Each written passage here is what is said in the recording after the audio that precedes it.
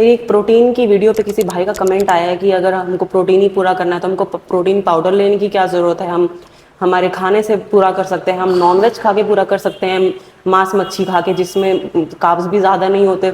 जो बहुत ही घटिया ये बात मुझे लगी है उनकी, जो है वो प्रोटीन को प्रमोट करते हैं सिर्फ और सिर्फ पैसों के लिए।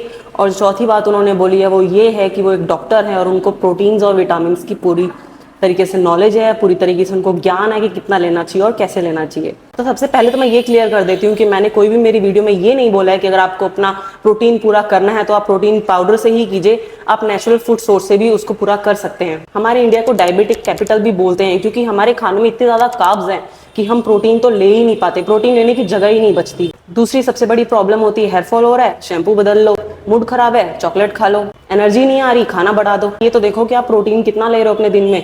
प्रोटीन से हेयर फॉल रुकता है, प्रोटीन से एनर्जी आती है, हॉर्मोन्स के लिए हमारे प्रोटीन बहुत जरूरी है, इम्यूनिटी बूस्टर के लिए हमारे लिए प्रोटीन बहुत ज्यादा जरूरी है। कुछ पाने के लिए तो कुछ खोना ही पड़ता है। सबसे पहली बात तो मैं नॉनवेज को डाइट नहीं मानती, मैं उसको खाना ही नहीं मानती।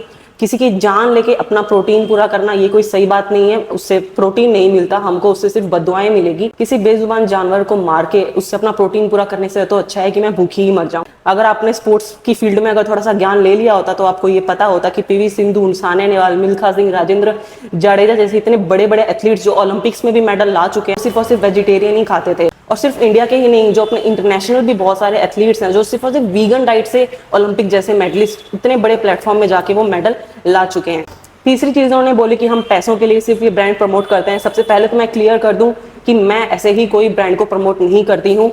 बहुत ज़्यादा टेस्टेड सर्टिफाइड अगर कोई ब्रांड होता है, बहुत ज़्यादा नेचुरल, जो मैं खुद लेती हूँ, मैं उसी को सिर्फ प्रमोट करती हूँ। और सबसे पहले तो ये ब्रांड भाई मेरे बड़े भाई का है, तो इसमें ऐसा कुछ नहीं कि मेरे को भर भर के कोई पैसा मिल रहा है या फिर ऐसा कुछ है। मैंने कभी किसी डॉक्टर को ये कहते हुए नहीं सुना कि भाई आप एंटीबायोटिक से आपकी तबीयत खराब हो सकती है, पेन किलर से किडनी की बीमारियां हो सकती है। उन्होंने तो बस एक क्रांति शुरू कर दी है कि प्रोटीन पाउडर ले रहे हैं तो पता नहीं क्या ही जहर ले रहे हैं। कि प्रोटीन दूध से बनता है, दूध को फाड़ते हैं, उसका जो पानी बचता है उससे प्रोटीन पाउडर बनता है।